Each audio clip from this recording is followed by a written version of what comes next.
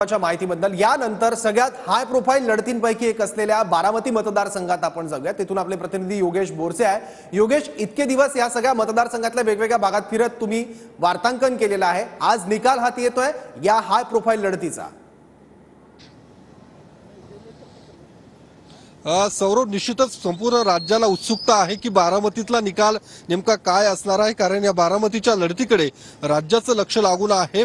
काका विरुद्ध पुतण्या अशी थेट लढत या बारामतीमध्ये आपल्याला पाहायला मिळते आणि गेल्या काही दिवसांपासून आपण जर बघितलं तर आरोप प्रत्यारोपांच्या फैरी या बारामतीमध्ये झडत होत्या आणि ज्या पद्धतीने अजित पवारांनी सुद्धा ही लढत अतिशय प्रतिष्ठेची केली होती।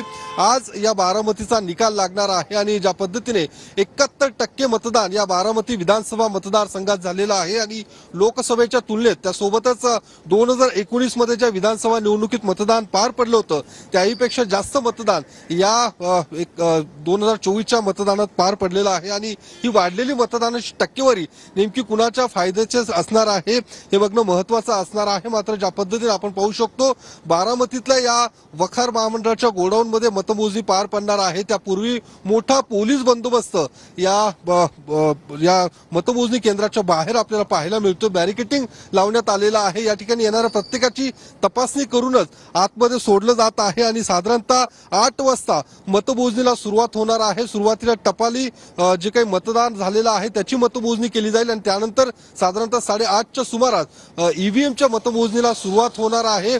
साधारणतः 1 तासामध्ये कल हाती येण्याला सुरुवात होणार आहे। मात्र ज्या पद्धतीने अजित पवार सुद्धा या बारामती विधानसभा मतदारसंघात ठिकठिकाणी त्यांनी सभा घेतलेल्या होत्या। शरद पवारांनी सुद्धा ही लढाई तितकीच प्रतिष्ठेची केली होती, कारण नातू युगेंद्र पवार यासाठी ही लढत महत्त्वाची असणार आहे। मात्र ज्या पद्धतीने सांगता सभा या ठिकाणी पार पडली त्या ठिकाणी सुद्धा मोठी गर्दी ही अजित पवारांच्या जाहीर सभेत पाहायला मिळाली होती।